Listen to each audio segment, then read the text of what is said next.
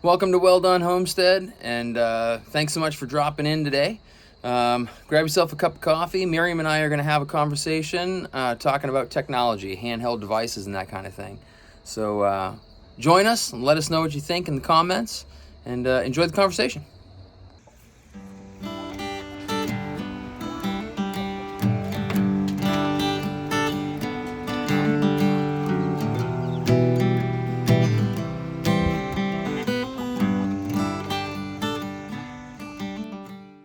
We are both kind of into podcasts. We listen to podcasts quite a bit, and various different ones.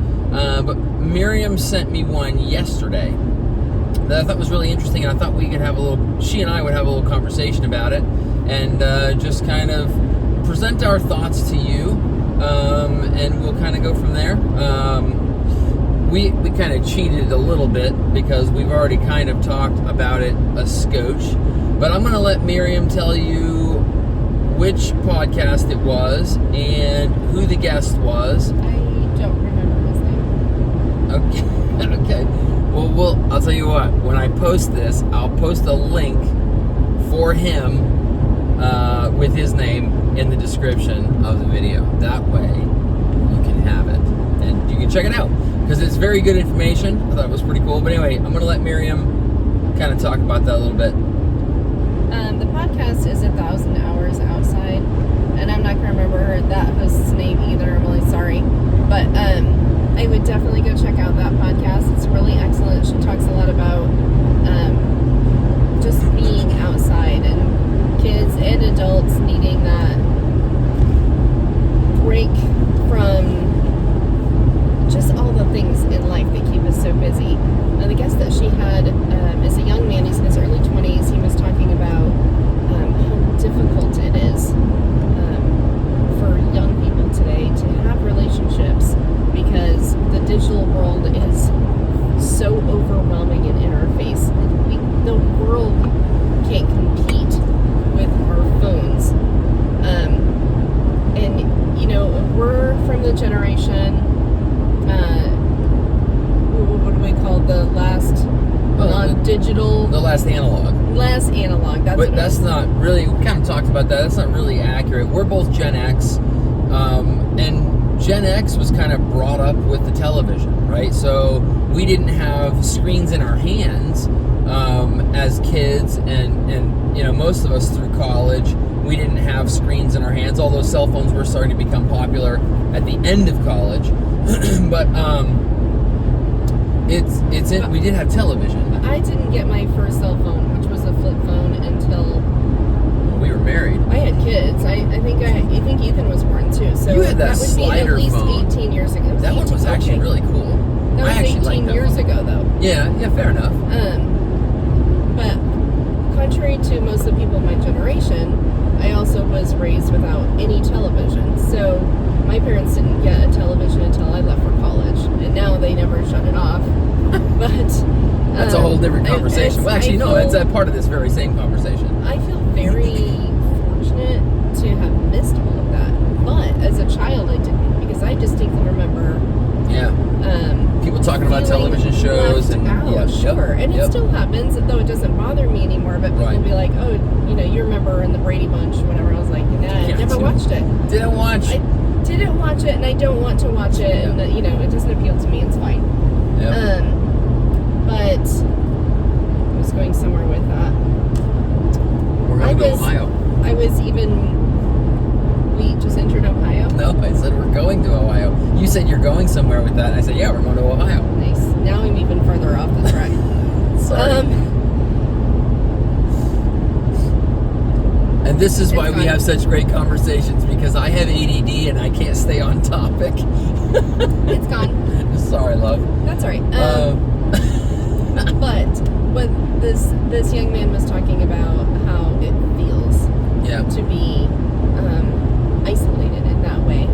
And so people are isolated on their phones, but they're even doubly isolated when they don't have a phone. Right, because they're not connecting with the people digitally, even though they don't want to connect with them that way.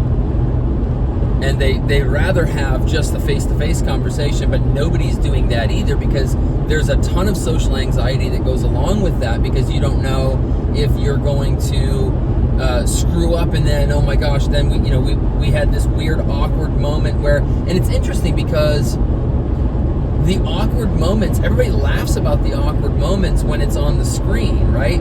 You watch TV shows like The Office, which is a bit older now, but that show was based on awkwardness, and everybody thought it was super hilarious. And there's been a bunch of other shows that have kind of come off of that styling, kind of that comedy idea of awkward, and yet nobody wants to actually be that person that screws up, that everybody laughs at.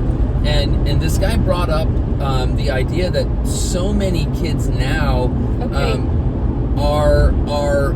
they struggle with they don't want to screw up, so they don't do anything. Like they just, because everybody has a phone, they're all like videoing it on camera. Everything is, so you can't have an authentic moment.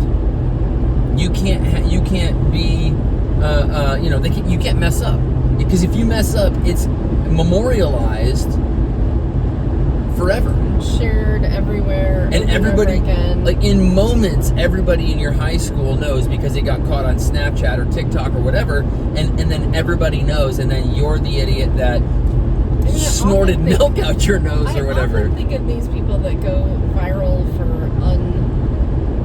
unsavory things, like the double rainbow kid. Embarrassing time, like it's just.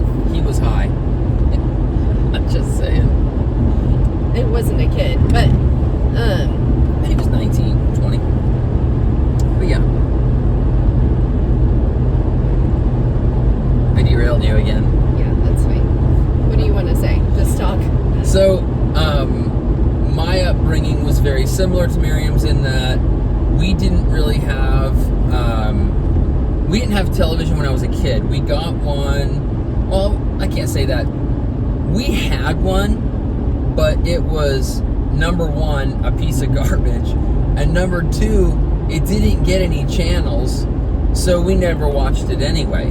Like, it required these big huge rabbit ear antenna that you had to buy separately from the television, and we got the television for $5 at a garage sale, and no antenna, so it never had. I mean, it was snow, like it was just static on the screen, that was it. So we didn't get anything that actually you could watch until, I don't know, I was probably in junior high school. I think we had moved to Massachusetts, and that's when we got it. But I remember being a kid, and we would rent a television and rent a VCR, and we'd rent one movie, and we would watch that movie. And you had it for 24 hours, right? And you would watch that movie for like... just on repeat for 24 hours. I mean, it was just going, except for when you were sleeping. We used to do the same thing. Yep. And then, of course, you had to pack it up, and everybody cried because nobody wanted to get rid of the television. But that was kind of my upbringing as a kid. I didn't have a cell phone until Miriam and I got married. We lived in Denver, and I was working construction. And I thought I was all that when I got my cell phone, because I had a cell phone.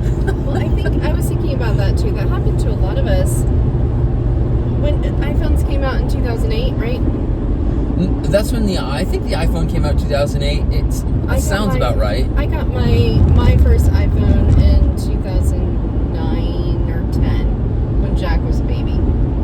And I remember going places and people would be on their phones, and it was a status symbol. And I caught myself, like I'd be walking along and, I'm just going to pull out my phone and, check the time. Did I get a message? Put it away. I caught myself doing that, which is pretentious and ridiculous.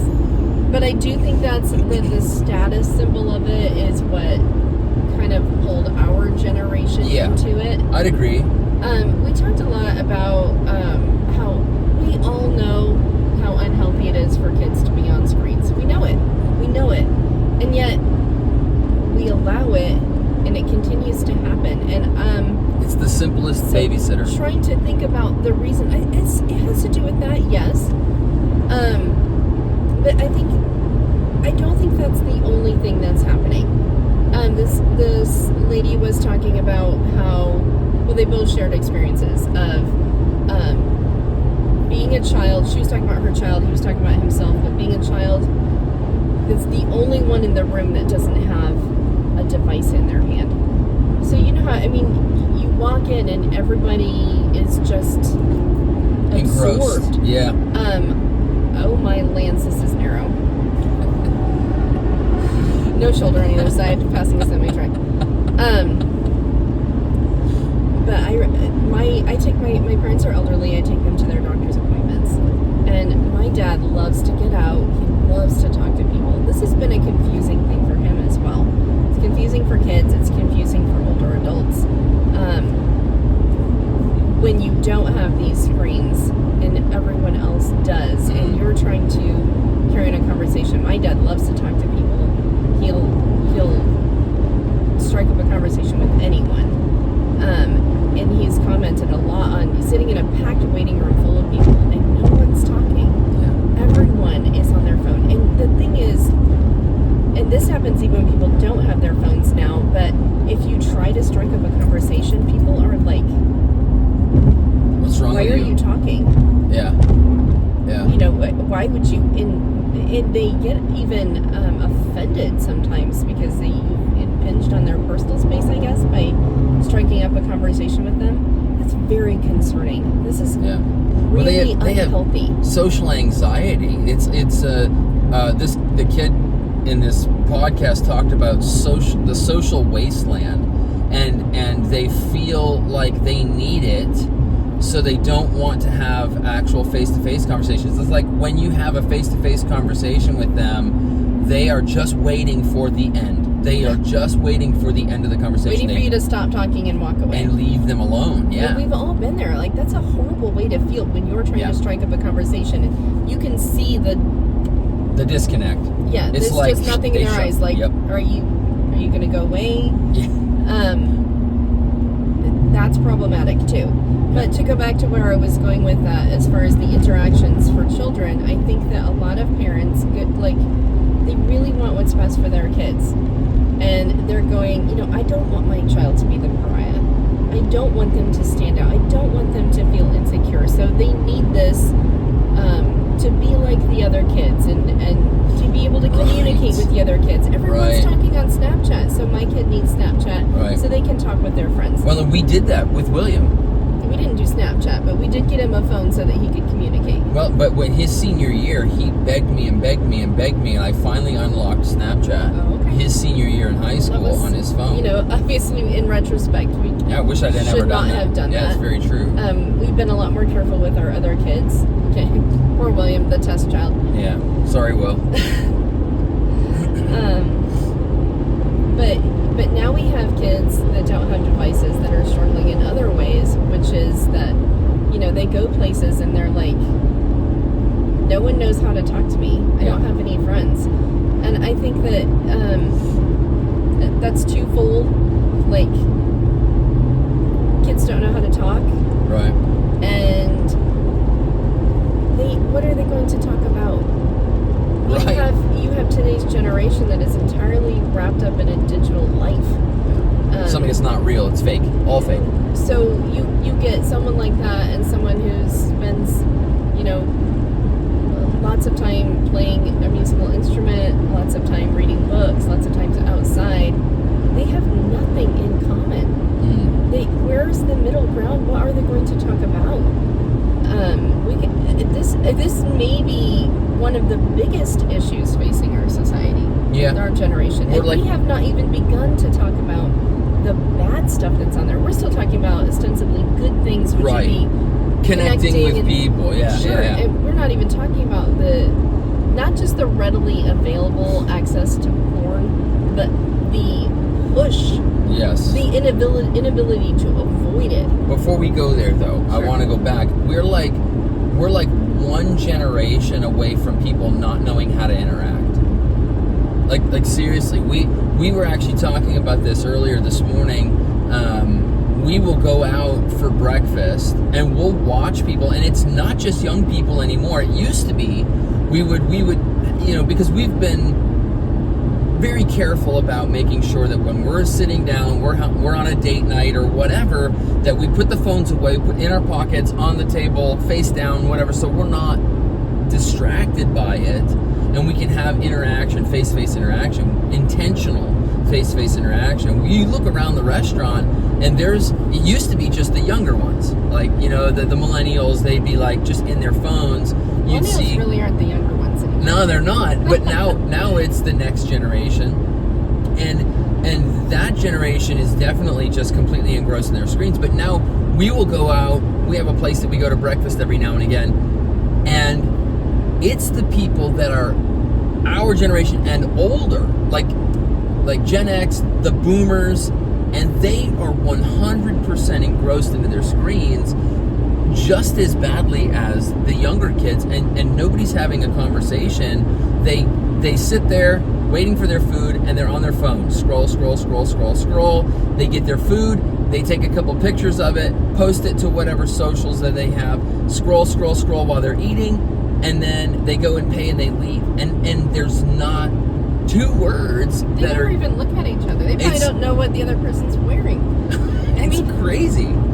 It's crazy that it has taken over the entire populace. It's not just the young generation, though we remember what it was like without it.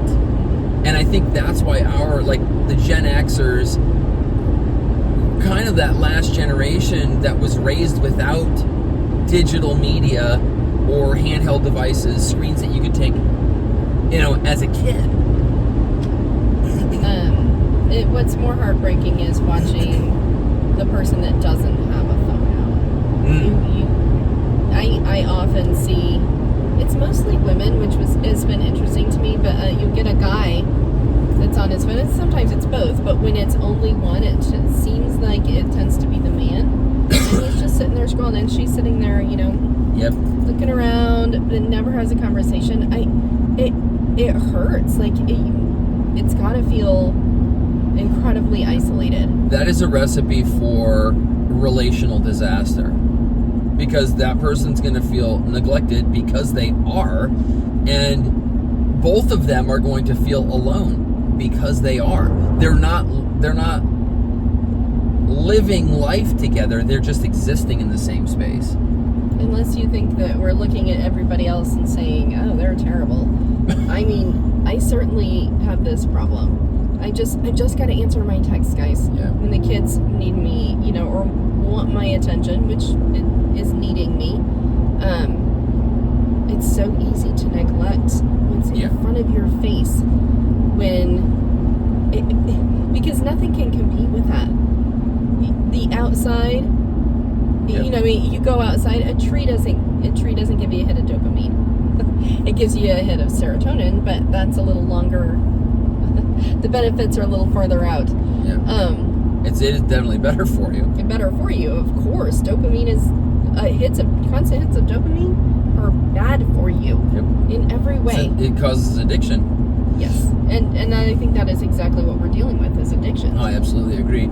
I remember being a youth pastor when we were in Kansas and had a father talk to me about his son, and this would have been 2005, so this is pre-smartphone days. I mean, I think the BlackBerry was around, but I don't think his son had a BlackBerry yet. But we had gaming systems. Yeah, we had Xbox, but it was still not something you could just put in your pocket. We're gonna take your Xbox and put it in your pocket. But this phone, and his dad and I had a lengthy conversation about the fact that this kid was addicted to text messaging his friends. It wasn't even Snapchat or TikTok now, like it is now, but it wasn't even selfies or anything. It was simply texting your friends, and it didn't have a full keyboard. You had to do the T9 crap, where you had to hit the 7 button 5 times to get to the right letter. I mean, it was, it was back then still. It started out with that dopamine and that addiction of, I need my device in my hand. I can't not have my phone. in my possession. They also talked about, like, even just getting out your phone starts a ripple effect, and I have watched it happen. It's like when someone in the room sneezes and you're like instantly, or yawns, I mean. Someone yawns, you've got a yawn. It's contagious, and that, like, they look at their phone, you're like, oh, I wonder, did I get any messages? Yes. And we've all been, and we've probably done it to people, but we've all been there when you're in the middle of a conversation, you're saying something, you're holding forth that's, maybe it's not important, but maybe it is. And then right while you're talking to them, they pull out their phone, and they've essentially just cut you off and silenced you. Yep. We gotta do better as a society. Absolutely. And I'm kind of to the point where I'm ready to call people out for it too. I actually have people that I'm working with. Oh my gosh, all the time. Well, and that's necessary. Like I think that's part of the reason why I feel like we have such a good relationship. We can call each other out on our crap. We can call each other out and say, "Hey, I was in the middle of something," and I will say, I'll admit, I am generally the one that my brain is jumping, boom, boom, boom, boom, boom, and I will. Not that I'll intentionally leave the conversation mentally, but I will leave the conversation mentally if I'm not focused. You know what I mean? Like, I can say I have ADD all day long and use that as an excuse, but ultimately it's just an excuse. To be fair, part of the problem is that I tend to repeat myself. Okay. So when you've heard the first time, you're like, okay, well, this is just the same thing with variations, so you pull out your phone. But maybe it's still, I realize I try to work on it, but that's no excuse. Fair enough. No, and that's just it. Like, I have actually called out coworkers, hey man, I was talking to you, and they'll, oh yeah, I just gotta, and it's like, no, dude. No. We're having a conversation. That's in front of you. That's the important person. That's right. That's Even right. If you can't get rid of your phone entirely, I think we could work a lot on just the etiquette. Yep. Don't you remember when those high-powered business types first got their cell phones, their bricks, and they would walk around obnoxiously loud, talking everywhere they were that definitely to let was you a know they were on the symbol, phone. yeah. It was a status symbol, but here's the thing. Do you remember how offensive that was? And now we're just like, we don't even... You didn't even think about it. Not at all. Yep. It's annoying, and honestly, I remember when we lived in Denver, and I was working construction. I don't know if anybody else remembers the Nextel phones with the little beep beep beep, and you could like radio. Like it was a radio kind of frequency. I think it was running off of either the FRS channels, GMRS, or something like that. And you could, through the company, you could talk. So you'd have your own personal frequency and you could talk to one another, but you would be at the grocery store and somebody would have their dang Nextel phone and you would hear it beep beep beep, and then you'd hear somebody's voice and you're like, I don't want to hear your conversation. But now it is commonplace to hear people talking on a speaker. Like, they'll have the speakerphone feature going on their phone and they're having a public conversation. And you're like, dude, I don't want to hear your phone. I don't want to hear your conversation. I just don't want to hear it. And it's super annoying. That, to me, it's annoying. Oh yeah, absolutely. But it's a matter of etiquette. Which etiquette is just supposed to be making other people feel welcome and comfortable. Yeah, that's what etiquette actually is. So. And talking about etiquette, let's actually. I'd like to shift the direction a little here. Going to our. Our previous, like right at the beginning, we were talking about the young people and how this is actually affecting them. They've never lived life without knowledge of, phone devices, handheld devices of some type. You have, oh crap, I just lost my train of thought. You have these kids that have these, apps like Snapchat or TikTok, and apparently there is a specific, and I don't have these, so I don't have any clue, but there's apparently an etiquette behind it. Like, if you have Snapchat and you send a little picture with some text on it and you send it to a friend, and then you don't wait for a reply and you just send another one because you're like, hey, something else that's funny happened or whatever, I want to continue the conversation. And so you send another one, apparently, and I don't know. I didn't know this because I don't have the app, and I don't. Yeah, it's not. There's only one way to find it out, probably, is by making this mistake. It is a, I guess, social suicide with that person. Like, you cannot come back from that. Like, if you send one and then they don't send one back and then you send a second one, that's it. Like, you've just committed social suicide. And I'm holding up the Easy Pass, so hang tight. We're on the pike. So, but yeah, I think that's interesting, having these social etiquettes for some, like, honestly, that's ridiculous. I send text messages all the time. And I find it ironic that there's like, none of that etiquette is known by me. None. So if I have something I want to say, I'll text it. And if I think of something else, I'll text that too. And maybe the younger generation looks at me and says, he's an old fart, he doesn't understand, and I get a pass. I don't know. Or maybe they're just like, yeah, he's weird. And that's why I have the effect on people that I have. Which, again, I was gonna say I don't care. I do care, because I want to be able to continue to have personal interactions with people. But that's not a personal interaction. But exactly. I think that's interesting. But I mean, as far as etiquette goes, you're not learning proper etiquette. You're learning this wackadoo digital media etiquette that nobody knows. Unless you screw up, you don't know you screwed up. So, it reminds me of a book that I have called Future Shock. And it was written in 1960-something, I believe. 60s or 70s. I'm thinking 60s. But this author talked about the rate of the change of culture. Now, keep in mind, in the 60s, things were changing very rapidly already. Oh, yeah. So, since the beginning of the century, say in 50 years, everyone went from horses to cars. People went from no screens of any kind. They had electricity, they had telephones and telegraphs. That was about it. Yeah. That was the mode of communication, and handwritten letters. They went to radios, to televisions. Everybody had them in their homes. Yep. And that's just in all of the thousands of years of history, the rapidity of the change that happened is probably started around 1890 with different inventions happening and stuff, but it really, really sped up in the first half of that century. And then you think about where we've come from in the last 70 years since then. We were not intended to change so rapidly, I don't believe.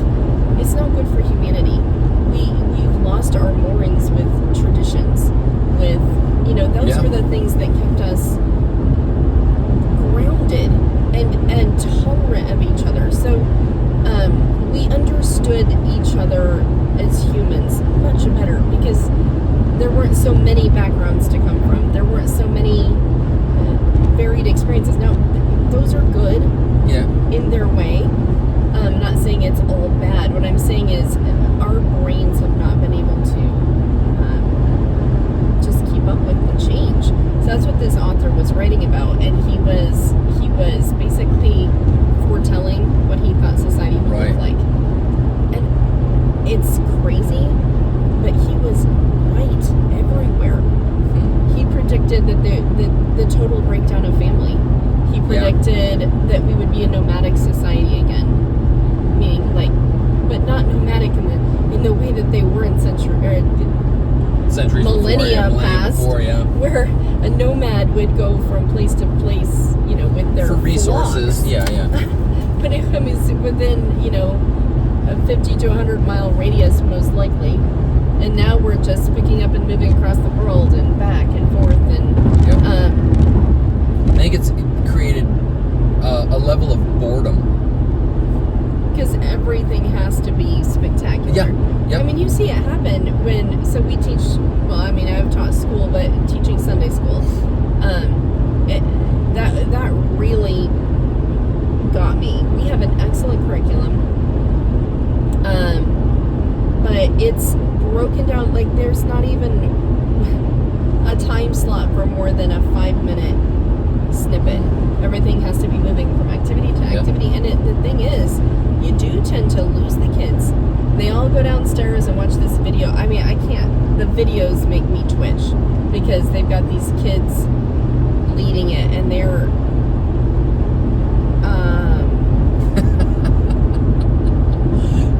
the content very excited.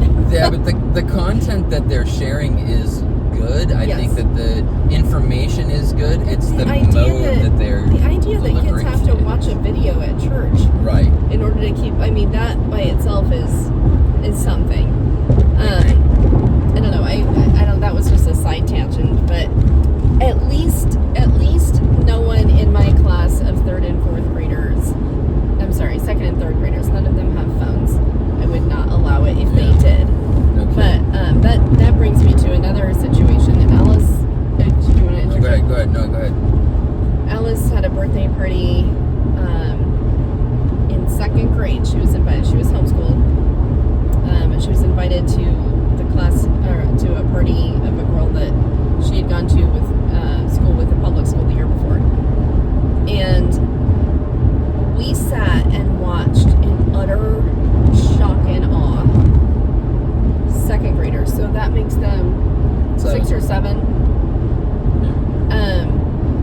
On Snapchat at this birthday party, we were at a roller rink. There was food, there were kids everywhere, there was roller skating, there was music, there was a light show, bowling, everything you could do. And here are these little girls with their phones doing TikTok dance videos for most of the time.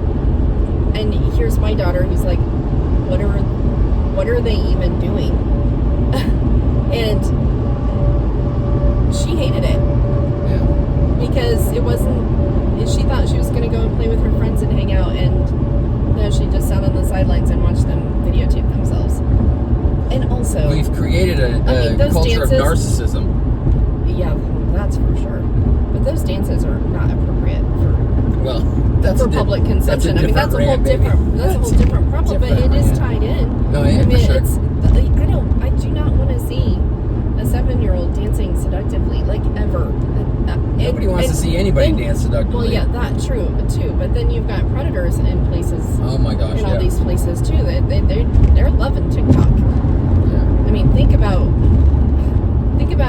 everything else aside. Do you want your child on the internet? Yeah, being leered over by some pedo freak. It's all bad. Yeah. I'm going to go back to, you were talking about Future Shock. I just finished, this is crazy, I had never read the book Fahrenheit 451 by Ray Bradbury. And I finished it 3 weeks ago. And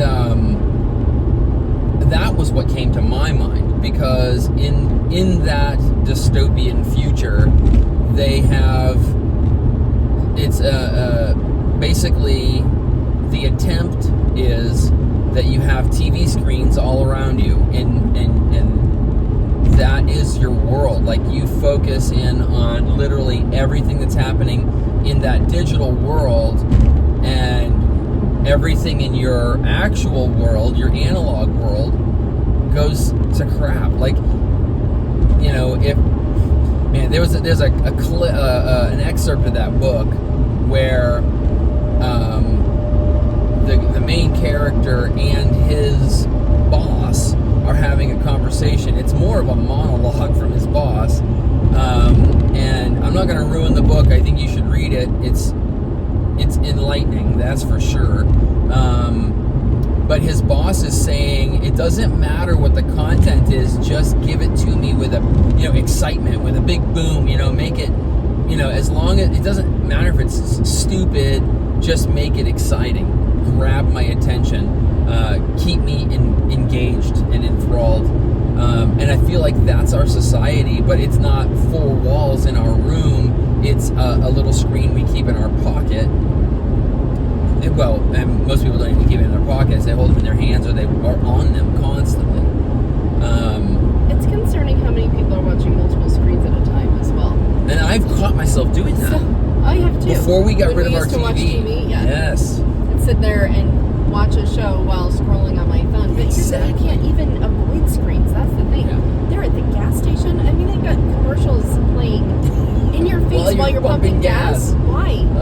Going to, like I said before, I take my parents to a lot of doctor's appointments, and the TVs are always blaring in every waiting room. And we could go on a side tangent here too, where I talk about how our country is the only one that allows direct advertising to consumers from pharmaceutical companies. Yeah, that's totally inappropriate and unacceptable. But that's another where we side are. issue. But yeah, you're absolutely right. And there's nothing that's off limits. Like no subject is off limits when it comes to television or media or whatever. It's shocking. Yeah, like you'll be playing a game on your phone, and then the next thing you know, you have an ad and it pops up, and it's completely inappropriate. And it may not be, it might be for another game, but the way that they deliver that game's advertising is inappropriate. It's crazy, and I found it interesting because I don't play a lot of games on my phones anymore. My phone. Well, the phones that I have had over the past years.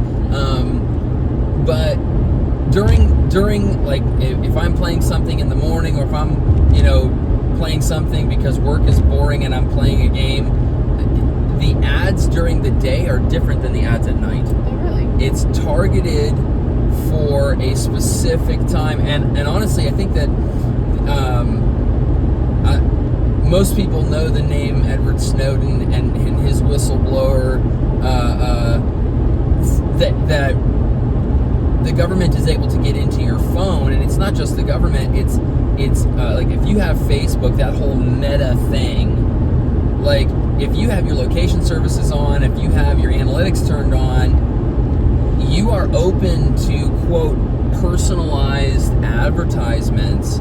But what they're doing is they're taking all of the information that they're gaining out of your phone, all your personal information, your search history, your whatever, and they're targeting, and your gender too. They'll take your gender into account, and they'll target you for clicks, for whatever it is that might be. But they'll also keep that information in a database. Is this why I always get food ads? Maybe. Because I use the internet to look up recipes.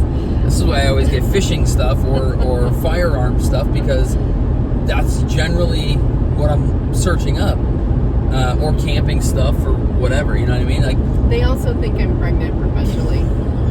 That really makes me laugh. I get a lot of diaper and baby food ads. Yeah, but I challenge you guys: shut off your location services and shut off your analytics and stuff. Make it so that they can't follow you, and then watch what ads try to pop up. Because that's the other thing that I get is a lot of really random. They're completely fishing out of left field. They're trying to figure out who you are. Now they might take old data and continue to try to send that stuff for ads or whatever, but it's sick. It's disgusting. I try to mess with the system a little bit. So like I'll shocking. Yeah, I know, right? I'll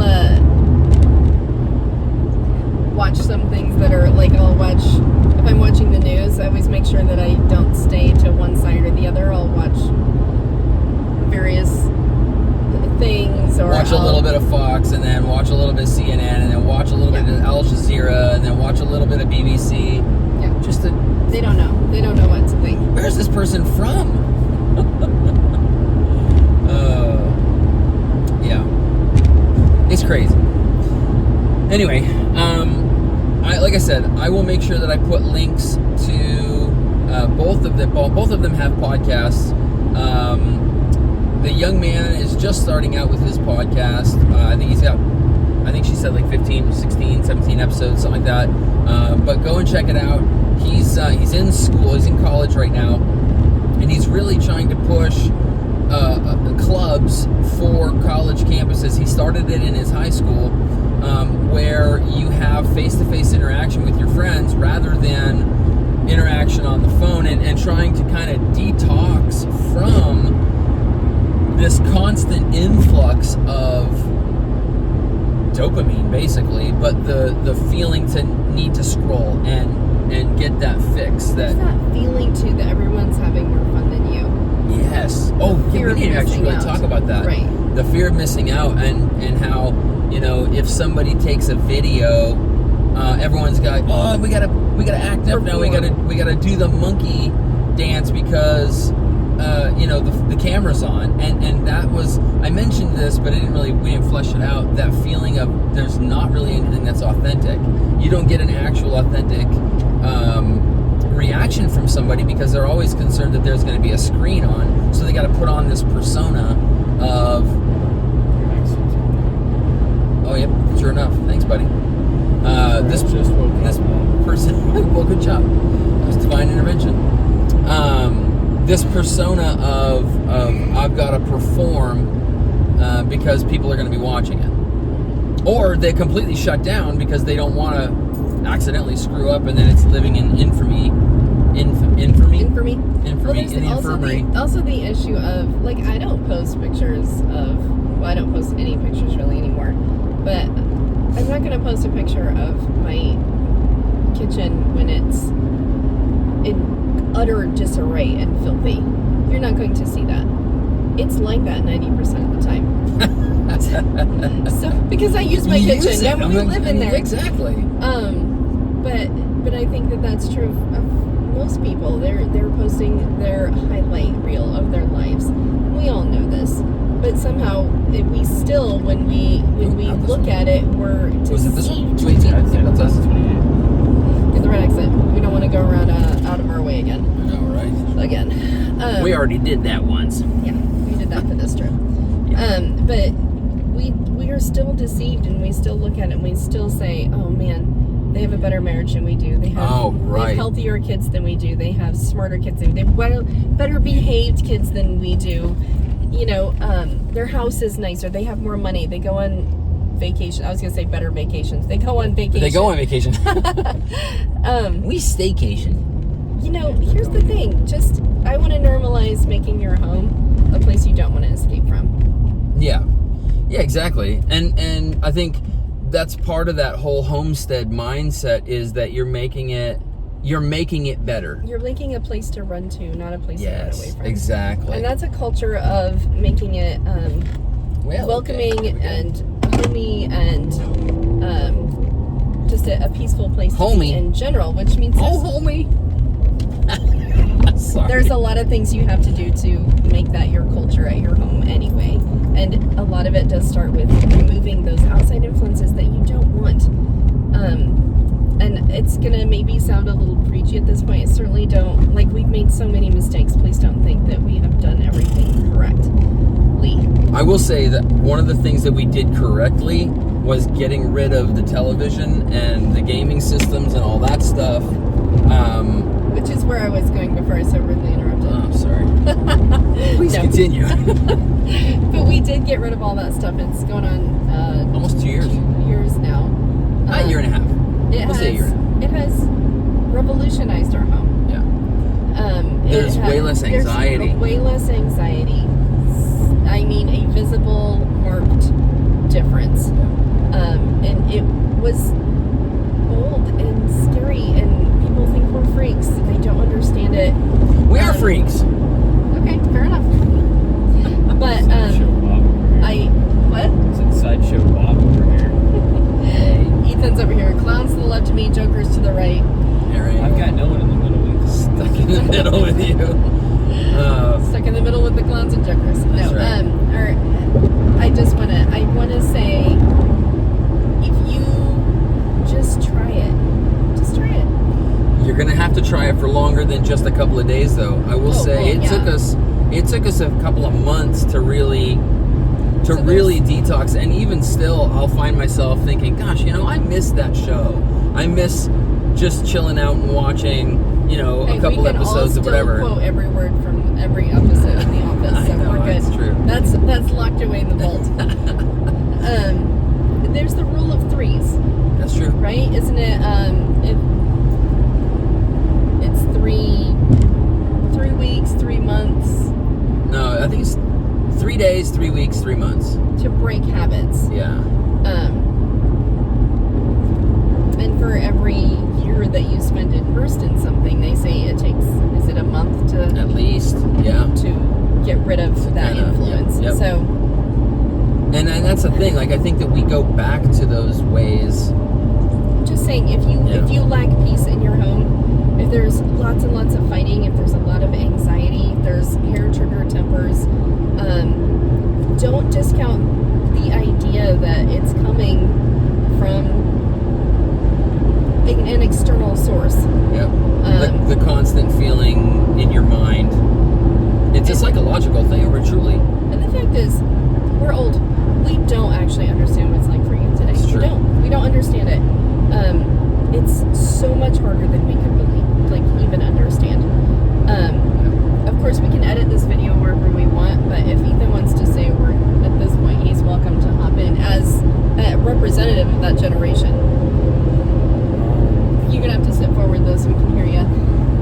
I mean, I have gone through the Snapchat kind of phase, and it never did like really take off with me anyway because I didn't have any friends. Because I never really had a phone. But then again, when I did get my phone, I was always still outcasted. I was never like accepted because like the etiquette thing. I didn't know. So I with everyone that I texted, it was like, oh well, this guy's a fruitcake. And so it just was, I don't know, I was just kind of always on the outs, and I kind of just made peace with that.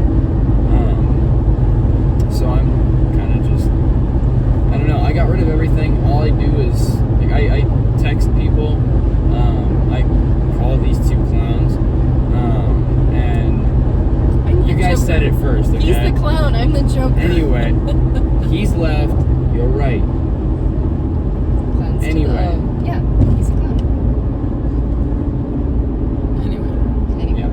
So, we're gonna edit this whole bit out. Now that you say that, I'm not. I don't even know where I was going with that, but That's okay. no, it has been way easier. I haven't been influenced by fear. That's what it really is. That's how they control these kids, is through fear, and it's fear of each other. It's Yeah. fear of being left out, and it's just like, honestly, I don't care anymore. I mean, I do. I definitely care. I want to have friends. I want to be close to people. I want to talk to people, but I don't want to talk to them on a screen. I want to talk to them face to face. I want them to be real with me. I want to have a genuine reaction with these people. And it's hard. It's not easy. But I don't know. That's my 2 cents. Right on. Thank you.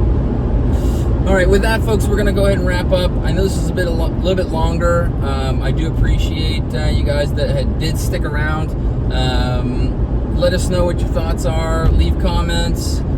Give us a thumbs up. Share it around. If you've got some friends that are going through this very thing, if you've got teenagers that are going through this very thing, or whatever, share it around. And like I said, we'll put links for the 2 podcasters, and definitely I'll leave a link for that specific episode on 1,000 Days Outside podcast. 1,000 hours. 1,000 hours outside. 1,000 days would be a long time, but 1,000 hours outside.